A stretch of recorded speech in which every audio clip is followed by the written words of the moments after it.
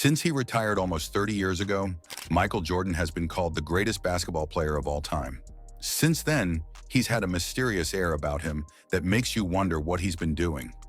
The only time we hear from him is when he makes headlines for a big event or continues to achieve great things in his life. We'll get to all of that. But first, let's take a quick look at what led him to that point so we all know his story and career.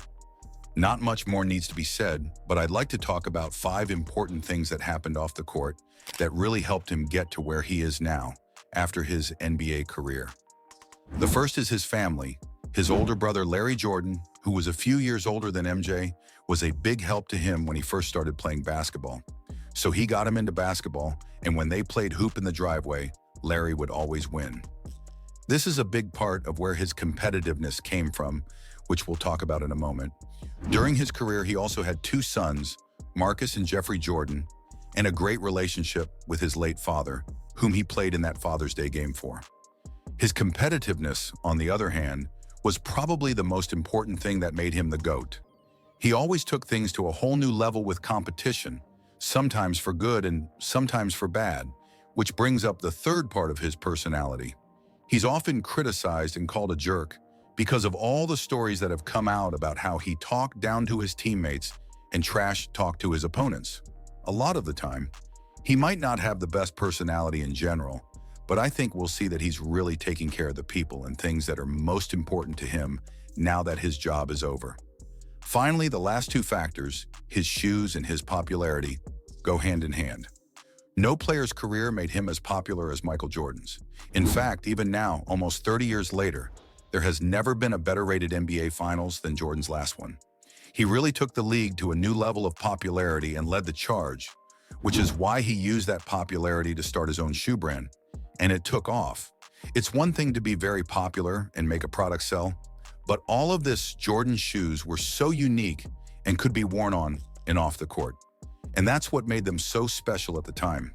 They weren't nearly as popular as they are now, but Jordan's career was the start of the Jordan brand. And what he did with it after he retired is the most impressive thing. Now, even though Michael is the most famous person in NBA history, he rarely goes public and isn't very involved with the media. So where has he been? Well, his career ended in 2003, and it's now 2024, which is a long time to cover, so let's keep it simple and look at where Jordan's been for the last 10 years or so, since 2014. It was announced in 2014 that he had made more money in a single year thanks to his Jordan shoes than he had in his entire NBA career, about $100 million. What's even crazier is that things only continued to skyrocket from there. It all goes back to the foundation he set during his career, the shoes, his huge popularity, and his competitive drive that wouldn't let him fail. He was also able to promote his brother Larry, who works for the Charlotte Hornets, to team director of player personnel. It's great to see players give back to family members who love the game, but maybe weren't good enough to make it as a player. When we talk about the Hornets, at this point, MJ had been in charge of the team for a while, and as we all know, he made bad choices all the time.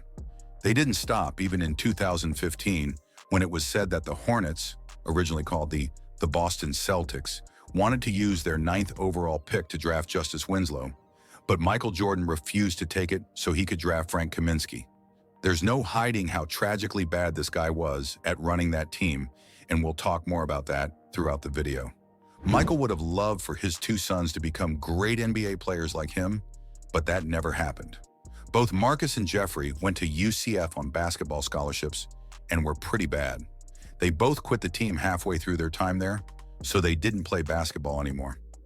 In 2016, Marcus Jordan had a lot of free time, so he opened an exclusive shoe store called Trophy Room, but it closed a couple of years later. Jeffrey, on the other hand, has been pretty quiet his whole life, and nothing important has ever happened to him. In 2016, however, his father had a busy year. He became the first NBA player to become a billionaire, and Barack Obama also gave him a Presidential Medal of Freedom. He had a pretty hard time beating that year, but he kept making money in 2017. Some of his money was used to become a part owner of the Miami Marlins. Forbes even named him the athlete with the highest career earnings ever, and he used $7 million of that money to fund 2 family clinics in his hometown.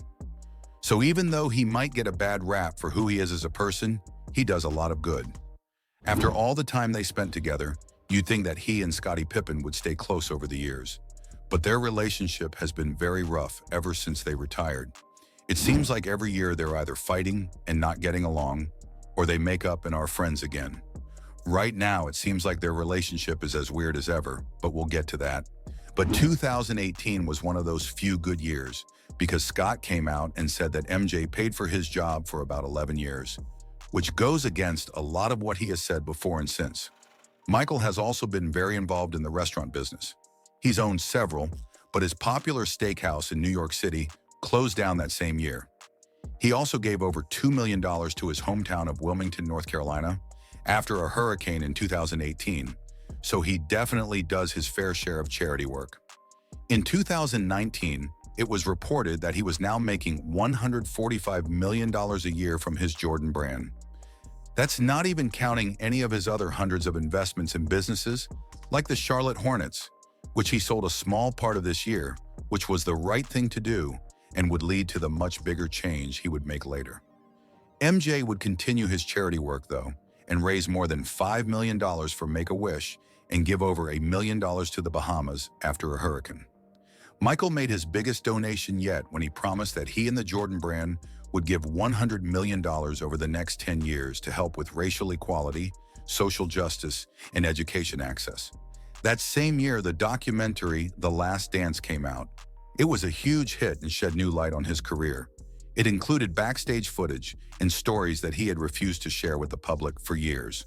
The whole thing was pretty controversial, and the way the story was told started a new feud between him and Scottie Pippen off the court. He started his own NASCAR team, which was a pretty unexpected business move. He may be the most diverse man in the world, but he didn't see a NASCAR team coming for him. Sadly, none of us could have seen what would be his most memorable moment from 2020. Giving a speech in the Lakers arena, remembering his good friend Kobe Bryant, who passed away. He was Kobe's idol, and they were extremely close. So aside from the crying Jordan meme, it was the only time we've ever seen the side of Michael Jordan. The years carried on, though, and we again saw another side of Michael at the Players' Reunion when the NBA 75th anniversary team was announced. Obviously, he was on it, and it was great to see him interact with his old friends from back in the day and current players in the league. Now players even came out and said afterwards that it was crazy to be around him, and how when MJ walked in a room, everyone would stop and just kind of stare at him because he's a guy you don't see around too often and was just that good. It was the same year that Adam Silver and the league said the league MVP award would be changed to the Michael Jordan Trophy. It made sense to name it after the player who won 5 of them. The name is just his name, and I don't really like the style, but maybe it will get better over time in 2022. What the Scottie Pippen MJ feud started a new era when his son Marcus started dating Laura Pippen, who is Scottie's ex-wife. It's crazy that she dated Malik Beasley, who played on the same team as her son, and now she's engaged to a man she saw grow up from a child. They got married in 1997, while he was still playing with MJ. That means she probably met Marcus when he was 7 years old. They are now engaged. Then she reportedly told the public that she was traumatized when Michael said he didn't approve of their relationship at all. She didn't see that coming. She thought he was going to be okay with it. I don't know, but Marcus likes chaos because he publicly stated that he wants his dad to be the best man at the wedding. It's all so weird. Besides the weirdness, Michael Jordan had a busy 2023.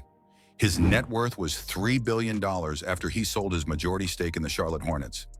Man, it was time for the best player of all time to be officially recognized as the worst general manager and NBA team owner of all time. The decisions he made over the years were so bad that they hurt. He was so mad at Jerry Krause for the decisions he made for the team, but apparently the job wasn't so easy after all. Surprisingly, the last big thing he did for them was pick Brandon Miller second in the draft over Scoot Henderson, so at least he did something right before leaving.